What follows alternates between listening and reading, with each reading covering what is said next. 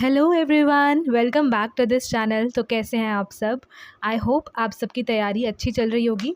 तो as you all know कि आज हमारा जैसे आज संडे है ना। तो एक मिनट। तो आज डे 6 के तौर पे हम एक छोटा सा क्विज़ करेंगे, या फिर आप कह लो कि आज हम सबका टेस्ट है। ठीक है, हमने डे 1 से लेकर के डे 5 तक जितनी भी चीज़ें अभी तक पढ़ी हैं, चाहे वो वर्ड हो, आइडियम एंड फ्रेजेस हो, या वन वर्ड सब्सटीट्यूशन हो, तो उसका हम टेस्ट है एक तरह से। ठीक है, इसका ऐसा नहीं आंसर मैं नहीं बताऊंगी, आंसर मैं भी बताऊंगी, लेकिन हर क्वेश्चन पढ़ने से पहले मैं एक्सपेक्ट कर रही हूँ कि आप खुद से पहले बताना या खुद से लिखना कि इसका आंसर मुझे बी लग रहा है, या ए लग रहा है, या सी लग रहा है, या इसका आंसर मुझे क्या लग रहा है, खुद से बोलना। और फिर मैं बताऊंगी तो फिर मैं ऑब्वियसली मैं स्पेस ज़्यादा दूंगी तो फिर वीडियो लंबी हो जाएगी। सो आपको पॉज करना है एंड देन खुद सोचना है एंड देन वापस से ऑन करना है। ठीक है, तो ये वीडियो आज की बहुत ही ज़बरदस्त वीकली मेगा क्विज़ आज हम करने वाले हैं डे 1 टू डे 5 तक। तो स्पेशली उन्हें करना चाहिए अगर आपने पहले डे 1 से लेकर डे 5 तक नहीं देखा है वीडियो। डेली सीरीज़ चल रही है तो पहले वो ज़रूर देख लेना, तभी ज़्यादा आपको समझ में आएगा, कि तभी आप अपना अच्छा इवैल्यूएशन कर पाओगे कि आप कैसा प्रैक्टिस कर रहे हो, कैसा चल रहा है आपका, और साथ ही साथ रिवीजन भी होगा। ठीक है, so without any further delay let's get started. तो एज़ यू ऑल नो, आप देख सकते हो कि ये संडे स्पेशल है। हम हर संडे ऐसा ही करेंगे कि पूरे वीक हमने जो भी कुछ पढ़ा है वो कैब में, तो उसका रिवीजन भी हो जाएगा और टेस्ट का टेस्ट हो जाएगा। तो चलो without any time waste start करते हैं। सो हमारा आज का पहला वर्ड है, first question is correct synonym हमें बताना है of the word lethargic. Lethargic इतने बार कराया, तो लेथार्जिक का सिनोनिम बताओ क्या होगा? एनर्जेटिक होगा, टॉर्पिड होगा, जोवियल होगा, प्रिसाइज हो जाएगा। तो इतना इजी भी ऑप्शंस नहीं है। सो आपको क्या लग रहा है इसका आंसर क्या होगा? ठीक है, वीडियो पॉज करना एंड देन बताना। सो इसका आंसर होगा लेथार्जिक का सिनोनिम इज टॉर्पिड। ठीक है, हाँ, टॉर्पिड। लेथार्जिक मीन्स कि बहुत लेज़ी है, लेज़ीनेस को हम बोलते हैं, स्लगिश बोलते हैं, तो टॉर्पिड भी बोलते हैं लेथार्जिक का synonym. Second word is antonym, साथ साथ। अच्छा ठीक है, एक बात ध्यान रखना कि साथ साथ आपको लिखना है। एक पेन एंड कॉपी लो, नोटबुक लो, उसमें फर्स्ट का आपने क्या किया वो लिखो पहले, और इसका सही आंसर क्या है वो टिक साथ साथ सही और गलत करते रहो। और लास्ट में जितने भी टोटल मार्क्स का है उसमें से बताना कि आपने कितना स्कोर किया। ठीक है, तो साथ साथ करना है। What is the antonym of cacophony? Cacophony का एंटोनिम क्या होता है? यस, सो एंटोनिम पूछा है हमसे, यानी कि ऑपोजिट पूछा है। कैकोफोनी मीन्स क्या होता है? जो सुनने में बहुत ही बेकार सी आवाज़ हो, जो कान को चुभन दे। तो इसका एंटोनिम, ओके, मैं कोशिश करूँगी कि मैं एक्सप्लेनेशन ज़्यादा ना करूँ, बिकॉज़ आज हमारा संडे स्पेशल है, तो ये क्विज़ की तरह हम लेते हैं, इसको टेस्ट की तरह लेते हैं। हर वीडियो में तो मैं एक्सप्लेनेशन आपको देती हूँ, है ना? सो मैं कोशिश करूँगी कि मैं कम एक्सप्लेनेशन दूँ, डायरेक्ट क्वेश्चन पढ़ूँ, आंसर दूँ, राइट? ओके, सो एंटोनिम पूछा है कैकोफोनी का, इसका हो जाएगा एंटोनिम हार्मनी। चलो नेक्स्ट क्वेश्चन पे जाते हैं हम अपने। Third question, a person who talks excessively और is highly chatty is described as, यानी वो पर्सन जो बहुत ही ज़्यादा टॉक करता है, बहुत ही ज़्यादा बात करता है, या बहुत ही ज़्यादा चैटी होता है, यानी कि मतलब बातूनी होता है, उसको हम किस तरह से डिस्क्राइब कर सकते हैं? रेटिसेंट, टैसिटर्न, लोक्वेशियस, या फिर स्लॉथफुल। सो इसका आंसर हो जाएगा हमारा लोकेशियस। ठीक है, रेटिसेंट मतलब हम जानते हैं इसका उल्टा होता है। चलो, स्लॉथफुल मतलब भी लेज़ी होता है ना? तो इसका आंसर जो बहुत ज़्यादा बातों नहीं बोलता है उसको हम लोकेशियस बोलते हैं। चलो, फोर्थ क्वेश्चन है, identify the synonym of magniloquent. Magniloquent का सिनोनिम बताना है, मैग्नीलोकेंट का सिनोनिम बताना है। So modest, bombastic, lucid, candid. So magniloquent का मतलब होता है बम्बास्टिक, बॉम्बास्टिक, बॉम्बास्टिक। हमारा फिफ्थ क्वेश्चन है, अ लॉसूट और task that is trivial, silly और lacks any serious purpose is called what?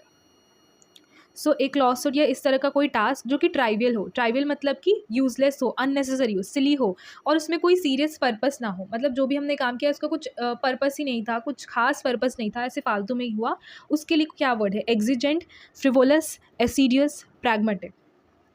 So fifth का आपको आंसर क्या लग रहा है? सो इसका करेक्ट आंसर है फ्रिवोलस। फिफ्थ का फ्रिवलस, बी हो जाएगा, ठीक है। और ऐसा नहीं है कि आपको ये नहीं मिलेगा, अगर आपको लग रहा है कि आप अलग से अपना इंडिविजुअली करना चाहते हो तो पीडीएफ आपको मिल जाएगा, कहाँ पर, टेलीग्राम चैनल पर मिल जाएगा। और एंड में ना आंसर भी है, ऐसा नहीं है कि आपको आंसर के लिए अलग से सर्च करना पड़ेगा, नीचे सबसे नीचे आंसर भी है, तो आप खुद से देख सकते हो। 6 क्वेश्चन पे आते हैं, which word matches the meaning urgent situation demanding immediate action. याद करो, ठीक है, ये उन बच्चों के लिए बहुत ज़्यादा हेल्पफुल रहेगा जो डे 1 से मेरे साथ जुड़े हैं। सो बाकी अगर नहीं जुड़े हो तो कल से ध्यान रखना कि आप डेली इसको प्रैक्टिस करो, डेली अटेंड करना है। ओके, अर्जेंट सिचुएशन जहाँ पे एकदम इमीडिएट एक्शन लेने की ज़रूरत होती है, उसके लिए कौन सा वर्ड होगा? ट्रांजिएंट, सुपरफ्लुअस, एक्सिजेंट या इंडिजीनियस। सो इसका आंसर हो जाएगा सी, एक्सिजेंट। सी हो जाएगा, exigent. Okay, 7th question is, in a democracy a constitutional head with nominal title but no real functional power is. बताओ, ये भी बताया था। डेमोक्रेसी में कॉन्स्टिट्यूशनल हेड जिसके पास सिर्फ नॉमिनल टाइटल होता है लेकिन असली पावर, जो फंक्शनल पावर है, वो नहीं होता है। तो ऑप्शन है टाइटलर हेड, आइकोनोक्लास्ट, फैटलिस्ट या पॉलीग्लॉट। सो इसका आंसर हो जाएगा टाइटलर हेड।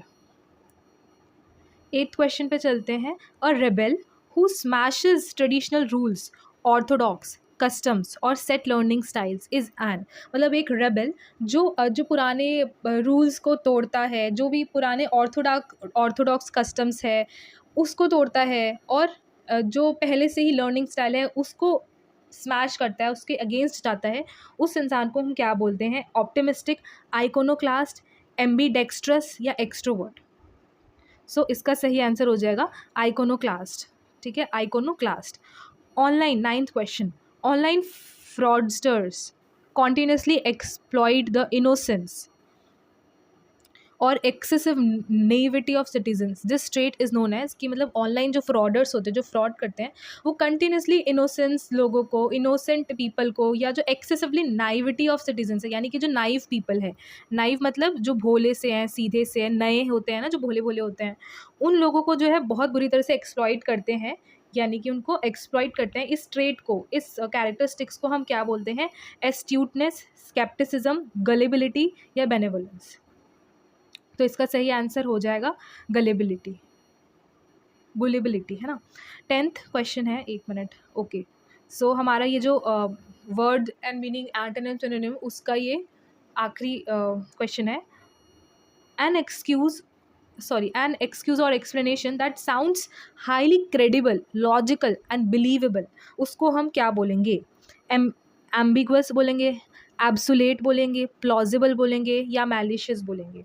सो इसका आंसर हो जाएगा प्लॉजिबल। प्लॉजिबल मतलब कि जो आपको सुनने में लगे कि हाँ ये तो पॉसिबल है, जो हाईली क्रेडिबल, लॉजिकल और भरोसा करने लायक जो है, ऐसा बने। आइडियम्स एंड फ्रेजेस पे आ जाते हैं। सो हमारा 1 minute, why it's hanging.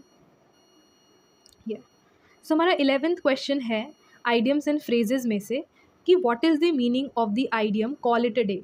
Call it a day का क्या मतलब है? To wake up early, to stop working on something for the rest of the day, to celebrate a milestone या to create alternative path. So इसका correct answer हो जाएगा B, to stop working on something for the rest of the day, है ना। मैंने आपको कितने अच्छे से एग्जाम्पल के थ्रू समझाया था कि आपको चांस ही नहीं है भूलने का, अगर आपने ध्यान से सुना होगा। याद है होगा, अगर एग्जाम्पल क्या बोला था, कुछ ऐसा कि हम 2-3 घंटे से मॉक टेस्ट लगा रहे हैं और बहुत हो गया, अब थक गए हैं, तो let's call it a day, है ना, ऐसे बताया था। Okay, 12th question is, submitting an application right at the final deadline moment means doing it once in a blue moon. यानी इसका मतलब क्या है कि आप एकदम फाइनल डेडलाइन, यानी जब आपका डेडलाइन है उससे कुछ मिनट पहले ही आप अपना एप्लीकेशन सबमिट कर रहे हो, है ना। इसका मतलब क्या हुआ? Once in a blue moon, under the weather, at the 11th hour या बाय बाइटिंग द बुलेट। ठीक है, तो बहुत ईजी है। ओके, इसका आंसर हो जाएगा हमारा C, at the 11th hour. At the 11th hour मतलब कोई काम आप एकदम एंड मोमेंट पे कर रहे हो, उसको बोलेंगे at the 11th hour. 13th question is, to work और study late into the night is to. ठीक है, अगर आप रात तक काम कर रहे हो या रात तक पढ़ाई कर रहे हो, उसको हम क्या बोल सकते हैं? ये भी आपको मतलब वो आप बताना आपको कैसा परफॉर्मेंस लग रहा है। Okay, first option is spill the beans, break the ice, burn the midnight oil, face the music. So इसका करेक्ट आंसर हो जाएगा burn the midnight oil. 14th question है, a hopeless frustrating search that ends up completely useless. ठीक है, ये हमने, आपको याद आ रहा होगा कि हमने बहुत मेहनत की, वो मार्केट वाला मैंने बताया था कि मार्केट में बहुत घूमे, बहुत मेहनत की हमने, और एट द एंड जो है वो यूजलेस निकला, वो किसी काम का नहीं निकला, है ना। हमने जो इतना सर्च किया था वो सब जो है यूजलेस निकला। Hopeless frustrating search that ends up completely useless, उसको हम क्या बोलेंगे? A piece of cake, a wild goose chase, a wild goose chase, या अ ब्लेसिंग इन डिसग्यूज, या बेस्ट ऑफ बोथ वर्ल्ड्स। इसका क्या हो जाएगा बताइए? तो इसका क्या हो जाएगा? Option number B, a wild goose chase. Okay, 15th question is, if you fail to study and have to accept the unpleasant consequences on exam day, you must dash. ठीक है, अगर आप पढ़ाई करने में सक्षम नहीं रहे, आप अगर पढ़ाई नहीं किए, तो आपको जो है बुरे इल्ज़ाम के लिए, बुरे इल्ज़ाम के लिए या बुरे अंजाम के लिए रेडी रहना चाहिए एग्ज़ाम डे के दिन। अगर आपने पढ़ाई नहीं किया तो आपको एग्ज़ाम के दिन अनप्लीजेंट कॉन्सिक्वेंस के लिए तैयार रहना चाहिए। तो इसको हम क्या बोलेंगे? You must face the music, let the cat out of the bag, miss the boat, hit the sack. इसका क्या हो जाएगा? Face the music.